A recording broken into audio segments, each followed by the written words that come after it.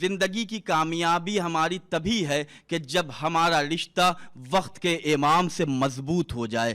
وقت کے امام سے رشتے کا مضبوط ہونا یہ نہیں ہے کہ ہم صرف اور صرف 15 شعبان میں امام کو یاد کریں۔ وقت کے امام سے رشتہ استوار کرنے کا مطلب یہ نہیں ہے کہ ہم 15 شعبان کو عریضہ لکھیں۔ وہ تو ایک مخصوص تاریخ ہے کہ جس تاریخ میں ہمیں بلایا گیا ہے، ورنہ امام سے رشتہ ہر لمحہ ہمارا اتنا مضبوط ہونا چاہیے کہ خود 8ویں امام والی مشہد بیان کرتے ہیں کہ اے میرے شیعو، اے میرے چاہنے والو، دنیا کے کسی کونے میں بھی رہو، دنیا کے کسی منطقے میں رہو، دنیا کے کسی علاقے میں رہو، اگر دل سے تم نے ہمیں ایک بار آواز دی تو اپنی مدد کے لیے تم ہمیں پاؤ گے۔ یہ محمد والے محمد کا فرمان ہے کہ اگر تم نے مجھے ایک مرتبہ آواز دی تو تم مجھے اپنی مدد کے لیے پاؤ گے۔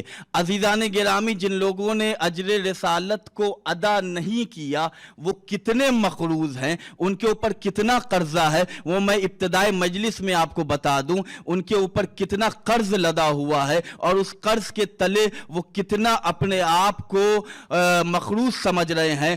اور آج دور حاضر کہ جس میں ہماری عزاداری کے حفاظت کرنے والا امام پردہ غیب میں ہے، ہمیں ہر مشکلوں سے نجات دینے والا امام پردہ غیب میں ہے، علماء بیان کرتے ہیں امام پردہ غیب میں نہیں ہے، بلکہ ہمارے گناہوں کی وجہ سے ہم امام کو اپنی آنکھوں سے نہیں دیکھ پا رہے ہیں۔ کیوں؟ اس لیے کہ جو امام غیب میں رہ کر نظام شمسی کو اپنے ٹھوکر تلے چلائے اسے فاطمہ کا بیٹا امام وقت کہا جاتا ہے۔ توجہ فرمائیے گا، دیکھیے 2 معصومہ کے بیٹے اس وقت غیب میں ہیں، ایک مریم کے فرزند حضرت عیسیٰ علیہ السلام، ایک حضرت فاطمہ کے فرزند وقت کا امام پردہ غیب میں ہے۔ آپ اور ہم سنتے رہتے ہیں کہ امام زمانہ آئیں گے تو کیا منظر ہوگا، امام زمانہ آئیں گے تو یہ جو عزاداری ہم آج کر رہے ہیں، دعا کریں کہ ایسا محرم آئے کہ وقت کا امام ہو، امام کی صدارت ہو، امام کی مملکت ہو، امام کی حکومت ہو، امام علم عباس لے کے آگے آگے چلے، پوری تشیع پیچھے پیچھے چلے، وہ منظر نامہ ہی بڑا خوبصورت ہوگا۔ امام زمانہ علیہ السلام کے حوالے سے روایت ہے، قرآن میں پڑھ رہا ہوں آپ کے سامنے، قرآن مجید میں اللہ کہہ رہا ہے وَأَشْرَقَتِ الْأَرْضُ بِنُورِ رَبِّهَا، کہ ایک ایسا زمانہ آئے گا کہ زمین و آسمان میں اللہ کا نور پھیل جائے گا، اللہ کا نور زمین و آسمان میں پھیل جائے گا۔ آپ سننے کے لیے آمادہ ہیں؟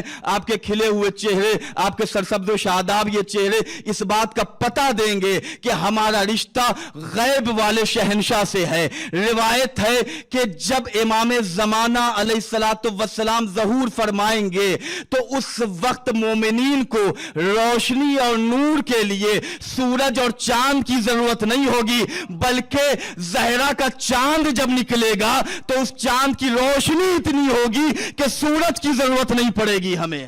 وَأَشْرَقَتِ الْأَرْضُ بِنُورِ رَبِّهَا، جب وقت کا امام ظہور فرمائے گا تو سورج اور چاند کی ضرورت نہیں ہوگی۔ کیوں؟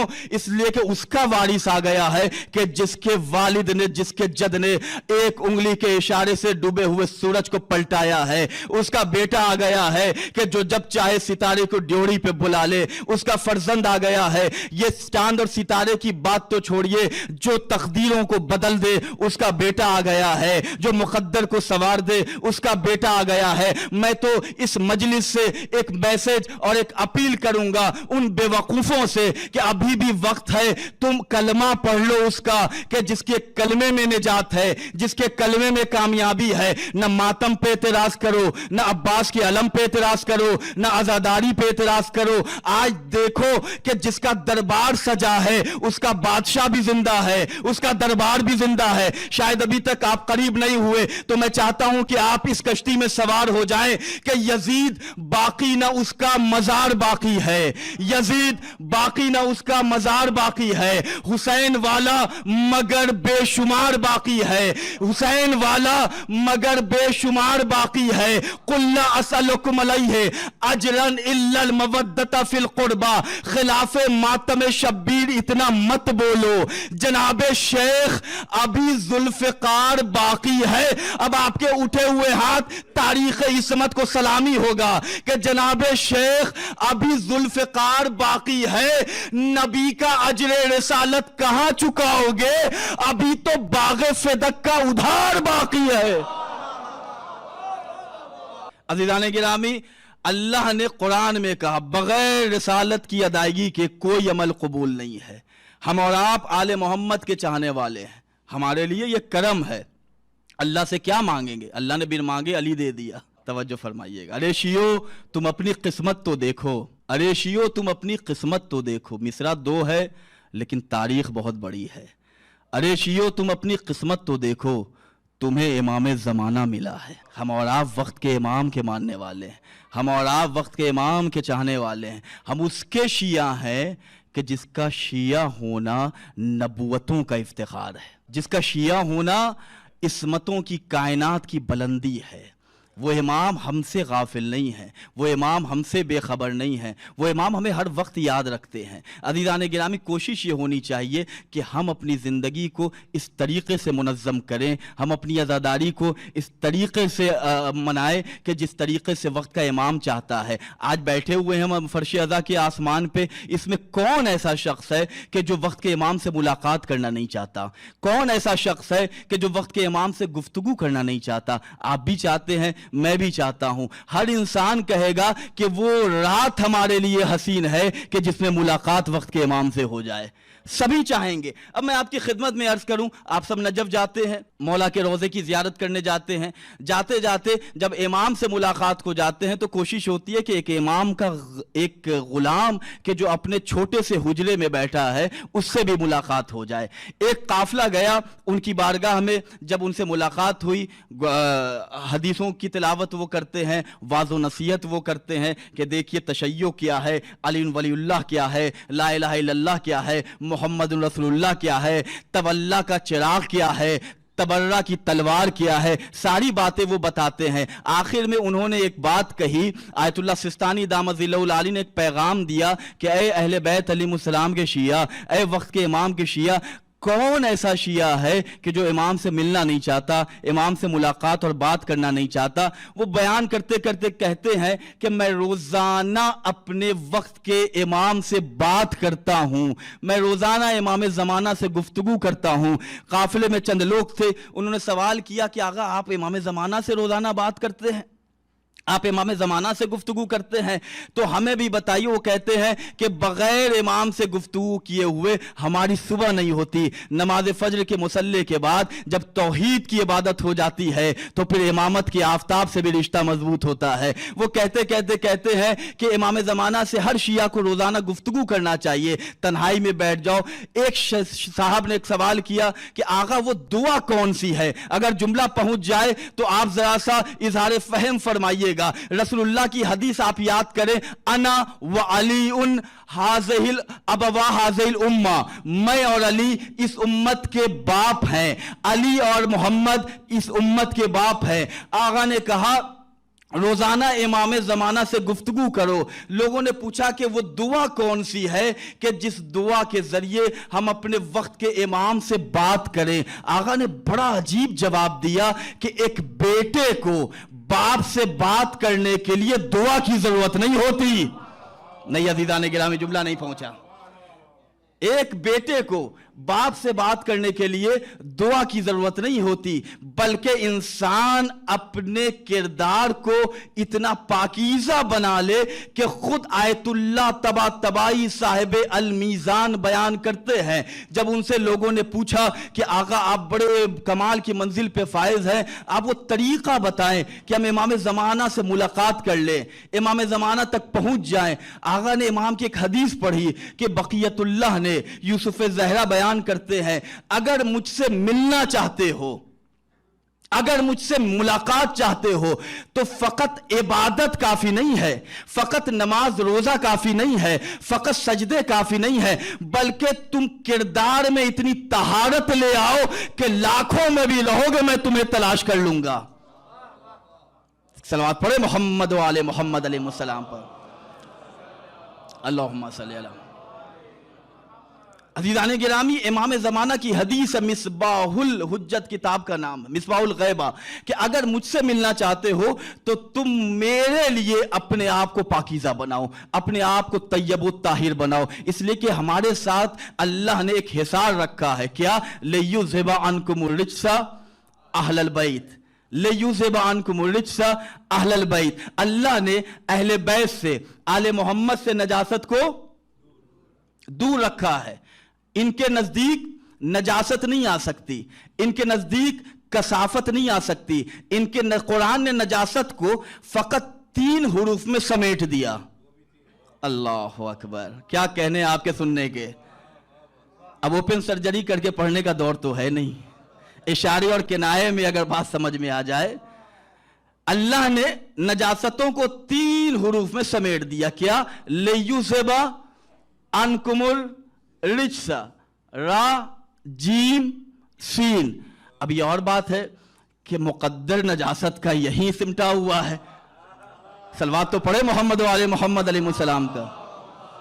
اللہ عزیزان گرامی، اللہ نے کیا کہا کہ نجاست اہل بیت سے دور ہے، نجاست اہل بیت علیہ السلام کے قریب بھی نہیں آ سکتی۔ میں ایک پیغام دینا چاہتا ہوں، کبھی کبھی ہماری قوم کے یوتھ اور نوجوان جذبات میں آ جاتے ہیں کہ وہ ہمارے یہاں مجلسوں میں نہیں آتے، وہ غازی عباس کا علم نہیں اٹھاتے۔ اللہ نے قرآن میں دوری کا بھی اعلان کیا، اللہ نے قرآن میں قریب کا بھی اعلان کیا۔ اللہ نے آیت تطہیر میں اپنی دوری کا اعلان کیا کہ لِيُذْهِبَ عَنْكُمُ الرِّجْسَ اہل البیت، ہم نے اہل بیت سے نجاست کو دور رکھا، یہ اللہ نے دوری کا اعلان کیا۔ اچھا، اب اگر کسی چیز کو سمجھنا ہو تو عربی میں کہا جاتا ہے کہ ہر چیز اپنے ضد سے پہچانی جاتی ہے۔ دین کو سمجھنا ہے تو راز سمجھا دیا جائے، دین کی فضیلت خود لوگ سمجھ لیں گے۔ عالم کا معیار کیا ہے تو جاہل کی بقراتی کو دیکھ لیجئے، عالم کا معیار سمجھ میں آ جائے گا۔ تو ہر چیز اپنے ضد سے پہچانی جاتی ہے۔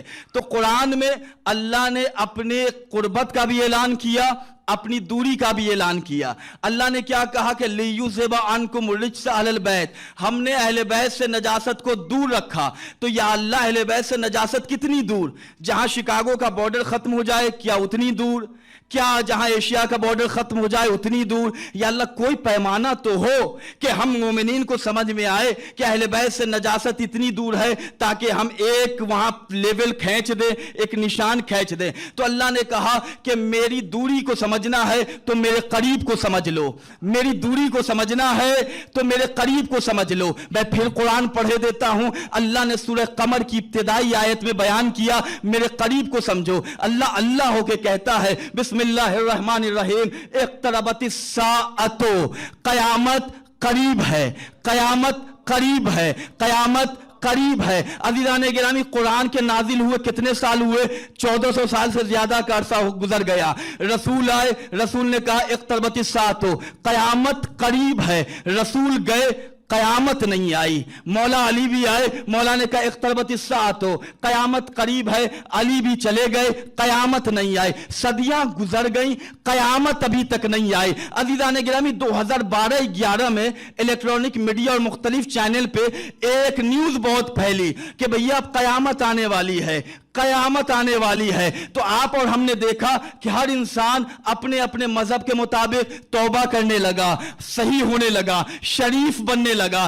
پوری دنیا کے لوگ یقین کرنے لگے کہ قیامت آنے والی ہے۔ پوری دنیا میں ایک شیعہ قوم ایسی تھی کہ جس کو یقین نہیں تھا کہ قیامت آئے گی۔ لوگ حیران تھے کہ سبھی مان گئے کہ قیامت آئے گی، قیامت آئے گی۔ شیعوں سے پوچھا گیا کہ سبھی پریشان ہے کہ قیامت آئے گی، آپ کیوں یقین نہیں رکھتے؟ تو شیعوں نے سر اٹھا کے کہا، ارے ہمارے یہاں عقیدہ ہے کہ پہلے امامت آئے گی، بعد میں قیامت آئے گی۔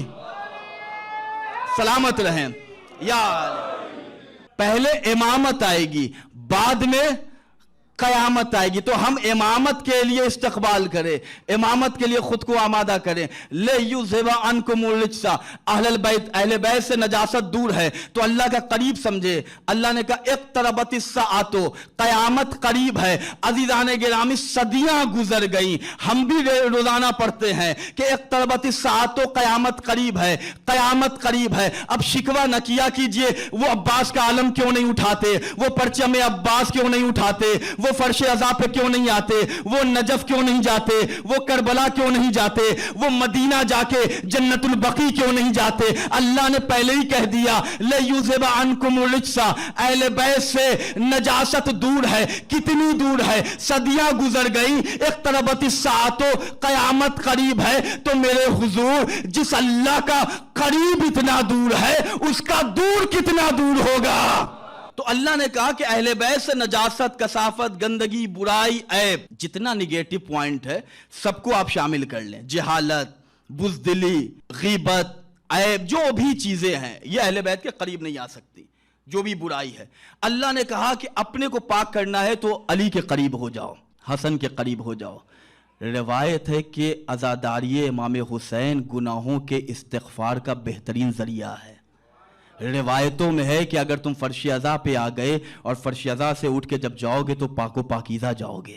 اس لیے کہ یہ فرش عزا نہیں ہے, یہ آئیسی حسینی کا ہال نہیں ہے, بلکہ خود میں نے کسی مجلس میں کہا تھا کہ سید الشہداء نے ایک عالم سے کہا کہ جہاں میری مجلس ہوتی ہے وہ مجلس میرا حرم ہے. یہ امام حسین نے خود عالم مکاشفہ میں ایک عالم سے کہا تھا. تو ہم اور آپ اس فرش عزا پہ بیٹھے ہوئے ہیں کہ جہاں پہ امام حسین کے حرم میں بیٹھنے کا ثواب ملتا ہے.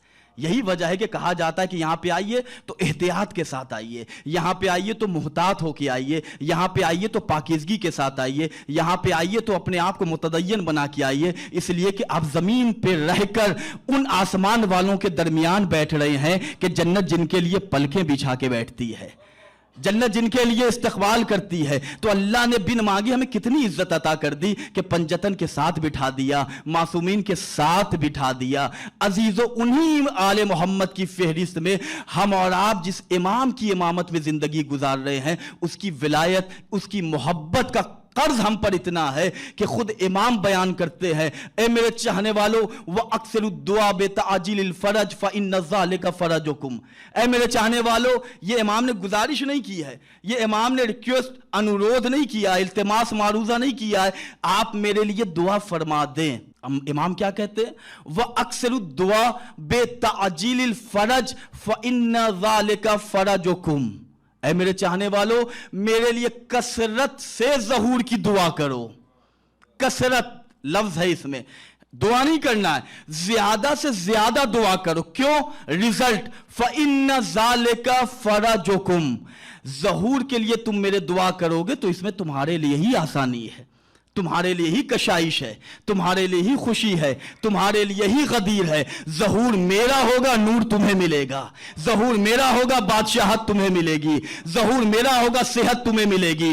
ظہور میرا ہوگا, خانہ کعبہ آسانی سے تم جا سکو گے. ظہور میرا ہوگا, مبارکباد تمہیں ملے گی. اس لیے کہ تم جو صدیوں سے ستائے جا رہے تھے, تمہارے وقت کا امام تمہارے پاس آ گیا ہے. اب اپنی ریسپانسبلٹی ہمیں کیا دیکھنا ہے, ہم اپنے وقت کے امام کے لیے کثرت سے دعائیں کریں. وَأَكْثِرُ الدُّعَاءَ بِتَعْجِيلِ الْفَرَجِ فَإِنَّ ذَلِكَ فَرَجُكُمْ. اے میرے شیعوں, میرے لیے کثرت سے دعائیں کرنا. صاحب مکیال المکارم نے اپنی کتاب میں ایک چیپٹر قائم کیا ہے کہ جس میں انہوں نے بیان کیا کہ فقط امام کے ظہور کی دعا کرنے کے 12 فائدے ہیں. 12 امام کے صدقے میں 12 فائدے ہیں. صرف ظہور کے لیے عزیزان گرامی دعا کرنا.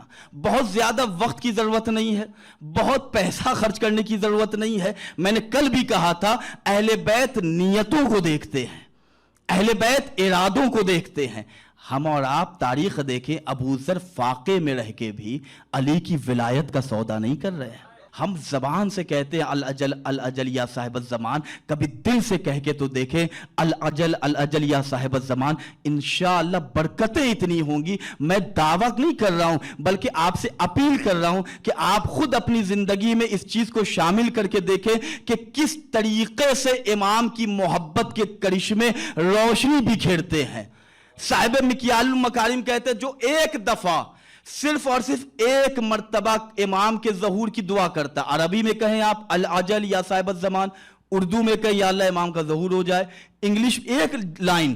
صاحب مکیال المکارم آیت اللہ اصفہانی بیان کرتے ہیں کہ جو ظہور کے لیے ایک بار دعا کرتا ہے اللہ اسے 9000 نماز روزے کا ثواب عطا کرتا ہے۔ 9000 سال اللہ جو شخص امام کے ظہور کے لیے دعا کرتا ہے تو روایت ہے کہ وہ رہتا شکاگو میں ہے، خانہ کعبہ کے طواف کا ثواب اسے ملتا ہے۔ امام کی ظہور کی دعا کرنے کا ثواب یہ ہے، صاحب مکیال المکارم نے کہا جو ایک مرتبہ کہہ دے العجل یا صاحب الزمان تو اس کے حق میں خود فاطمہ زہرا دعا کرتی ہیں۔ توجہ فرمائیے، کیا ہم اس بات کا استحقاق نہیں رکھتے کہ ہمارے لیے صدیقہ طاہرہ دعا کرے؟ کیا ہم اس بات کا استحقاق نہیں رکھتے کہ ہمیں 9000 سال کے نماز روزے کا ثواب ملے؟ شیعہ کیسے جنت جائیں گے؟ اس لیے کہ اہل بیت کی محبت میں ہر دن انہیں اتنا ثواب ملتا ہے کہ جب میزان پہ ان کے اعمال کو تولا جائے گا تو وزن اتنا وزنی ہوگا کہ اللہ کہے گا جاؤ جنت میں جاؤ، جاؤ جنت میں جاؤ۔ یہ امام زمانہ علیہ الصلوۃ والسلام کی محبت ہے، ان کی ولایت سے اپنے آپ کو کبھی غافل نہ کریں۔ ایک عمل، کوئی کل بھی میں نے کہا تھا کہ کوئی ایک عمل اپنے وقت کے امام کے لیے خالص کریں، چاہے ایک صلوات پڑھیں، آپ فرش ادا پہ آئیں، آپ گھر سے نیت کر کے بیٹھے، ابھی نیت کر لیں کہ یا اللہ خالص امام زمانہ کی نیابت میں اس کا ثواب ہم وقت کے امام کو ہدیہ کر رہے ہیں۔ لوگ پوچھتے ہیں کہ ہم امام کو ثواب ہدیہ کریں، وہ تو شہنشاہ زمانہ ہے، وہ تو امام زمانہ ہے، ان کو ہم ثواب، ان کے صدقے میں تو ہم ثواب حاصل کرتے ہیں۔ تو علماء نے بڑی اچھی توجیہ بیان کی کہ اس سے پتہ یہ چلتا ہے کہ ہم اپنے وقت کے امام سے محبت کتنی کرتے ہیں۔ انہیں ثواب کی ضرورت نہیں ہے، بلکہ اس طریقے سے الٹا ہمیں ثواب ملتا ہے، ہمارے ثواب میں انہیں ثواب کی ضرورت نہیں ہے، لیکن اس سے اندازہ یہ ہوتا ہے کہ ہم اپنے وقت کے امام سے کتنا قریب ہیں۔ میں ایک آپ کو عمل بتا رہا ہوں آج آپ کی خدمت میں، تمام شہزادی کے چاہنے والے بیٹھے ہوئے ہیں۔ اگر آپ چاہتے ہیں کہ خاص طور سے امام زمانہ کی لطف، امام زمانہ کا لطف، امام زمانہ کی عنایت آپ پر ہو تو ایک زندگی کا عمل بنا لیں، ایک زندگی میں طریقہ اپنا بنا لیں، اور اس کے بعد دیکھیے گا کہ امام زمانہ کی مدد کیسے ہوتی، خالص طور پہ خلوص کے ساتھ۔ آیت اللہ اصفہانی اپنی کتاب فرحت الزہرا میں بیان کرتے ہیں کہ ہلہ کی سرزمین پہ ایک علی کا شیعہ رہتا تھا کہ جس کا نام ابو راجح تھا۔ آج ایک شور ہے کہ آپ ان کے خلاف، آپ ان کو تسلیم کر لیں، آپ ان کو برا بھلا نہ کہیں۔ ابو راجح ہلہ میں رہتا تھا، ابو راجح ہلہ کا باشندہ تھا، وہ ہر وقت ہر لمحہ خاص طور سے دشمن زہرا، قاتل زہرا کو برا بھلا کہتا تھا۔ امام کس طریقے سے ہم پر خاص عنایت فرمائیں گے۔ ابو راجح بہت برا بھلا کہتا تھا، مشہور تھا اس علاقے میں، اس دور میں، جس دور میں وہ تھا تو وہاں کا حاکم ایک ناصبی تھا ہلہ کی سرزمین پہ۔ اسے خبر ہوئی کہ ابو راجح جو ہے وہ ان لوگوں کو نہیں مانتا اور انہیں برا بھلا کہتا ہے، تبرہ کرتا رہتا ہے، تو اس نے اپنے دربار میں بلایا۔ دربار میں بلانے کے بعد کہا کہ ابو راجح میں نے تمہارے بارے میں یہ سنا ہے، توبہ کر لو ورنہ میں تمہیں سزا دوں گا۔ اس نے کہا کہ ایسا ہو نہیں سکتا کہ ہم اپنے دل میں اہل بیت کی قاتلوں اور صدیقہ طاہرہ کے قاتلوں کی محبت کا دم بھریں۔ اس نے یہ جیسے ہی کہا تو اسے اتنا مارا گیا، اتنا زد و کوب کیا گیا، اتنا پریشان کیا گیا کہ کتاب کی عبارتیں میں آپ کے سامنے پڑھ رہا ہوں کہ ابو راجح دشمن زہرا کو برا بھلا کہتا تھا، ابو راجح قاتل زہرا کو برا بھلا کہتا تھا۔ امام کی اگر خاص عنایت چاہتے ہیں تو میں وہ عمل آپ کی خدمت میں عرض کر رہا ہوں۔ اب ابو راجح کو دربار میں بلا کے حاکم نے اتنا اپنے درباریوں سے اسے پٹوایا، اتنا مار کھلوایا کہ اس کی ناکیں ٹوٹ گئیں، اس کے چہرے سے خون کا دریا آیا، پورا جسم اس کا لہو لہان ہوا۔ اس کے بعد پھر حاکم نے اپنے غلاموں کو بلا کر کہا کہ اس کی گردن کو رسی میں باندھ کر گھوڑے سے پورے ہلے کی گلی گلی سے پھرایا جائے۔ اسے پورے گلی گلی میں پھرایا گیا، ہر جگہ اسے لے کر لوگ جانے لگے۔ تاریخ بتاتی ہے، کتاب کی عبارت ہے کہ وہ نوبت آ گئی کہ اب اس کی جان میں جان نہیں رہی۔ حاکم کو اس کے مشیروں نے کہا کہ ابو راجح اب خود مر جائے گا، اب اس کے قتل کو اپنے اوپر کیوں لیتا ہے، اسے اس کے گھر بھیجوا دے، جو حالت ہو گئی ہے اس حالت کے بعد یہ صبح تک خود مر جائے گا۔ لہذا اس کا خون کیوں اپنے اوپر لیتا ہے, ایک ہنگامہ ہوگا. اس نے کہا ہاں بات تو اچھی ہے. ابو راجے کو اس نے اس کے گھر پہ بھجوا دیا. کتاب میں لکھا ہے کہ جیسے ہی اس کے گھر پہ بھجوایا گیا تو اس کے گھر والوں نے دیکھا, رونا پٹنا شروع ہو گیا کہ اللہ اکبر, ابو راجے کو قتل تم لوگوں نے کر دیا. گھر والوں کو یقین ہو گیا کہ صبح ہوتے ہوتے ابو راجے کا انتقال ہو جائے گا, ابو راجے مر جائے گا. اسے ایک بستر پہ لٹا دیا گیا. لوگ گھر والے یقین کر چکے تھے کہ اب یہ زندہ نہیں بچے گا. امام زمانہ کی خاص عنایت, امام زمانہ کا خاص لطف ابو راجے پہ کیسے ہوا. عزیزان گرامی, وقت بدلتا رہا, رات ٹھہرتی رہی, پہر بدلتا رہا. نماز فجر کا وقت جب آیا تو گھر والوں نے کیا دیکھا کہ جو رات کے اندھیرے میں آیا تھا تو اس قابل نہیں تھا کہ کچھ بول سکے, اس قابل نہیں تھا کہ کھڑا ہو سکے. وہ نماز صبح کے مصلی پہ کھڑا ہو کے اللہ اکبر, اشہدو ان لا الہ الا اللہ, اشہدو ان محمد رسول اللہ, اشہدو ان علی ولی اللہ, نماز میں اللہ کی توحید کی بات کر رہا ہے, اللہ کی عبادت کر رہا ہے. اس کے بعد جب اس کی نماز تمام ہو گئی تو لوگ اس کے قریب آئے. قریب آنے کے بعد پوچھا کہ ابو راجے تیری یہ کیفیت تبدیل کیسے ہو گئی, تیرا یہ حال کیسے ہو گیا. رات تو آیا تھا تو تیری حالت یہ تھی کہ تو بول نہیں پا رہا تھا اور تیری موت کا ہمیں یقین ہو گیا تھا. ابو راجے نے کہا کہ جب مجھے بستر پہ لٹایا گیا تو میرے دہن میں اتنی, میرے زبان میں اتنی طاقت نہیں تھی کہ میں زبان ہلا کے اپنے وقت کے امام سے استغاثہ کروں. میں امام کو پکارنے کی تاب نہیں رکھتا تھا, لیکن میں نے دل ہی دل میں اپنے وقت کے امام ابن فاطمہ کو آواز دی, اے میرے مولا, اے میرے وقت کے امام, اے میرے سید و سردار, مولا میں تو آپ کی جد ماجدہ کی حمایت کر رہا ہوں, میں نے تو ان کے قاتلوں پہ لعنت کی ہے, مولا میرا یہ حال ہے, میری مدد فرمائے. اب ابو راجے کہتا ہے کہ جیسے ہی میں نے یہ کہا میں نے محسوس کیا کہ کسی کے ہاتھ نے میرے بدن کو مس کرنا شروع کر دیا. اب جو میں پلٹ کے دیکھ رہا ہوں تو میرے وقت کا امام تھا. ابو راجے پریشان کیوں ہوتا ہے, ابو راجے تنہا اپنے کو محسوس نہ کر. امام نے پورے جسم پہ اپنے ہاتھ کو پھیرا, امام کا ہاتھ چلتا رہا, مجھے صحت ملتی رہی, مجھے صحت اور شفا ملتی رہی.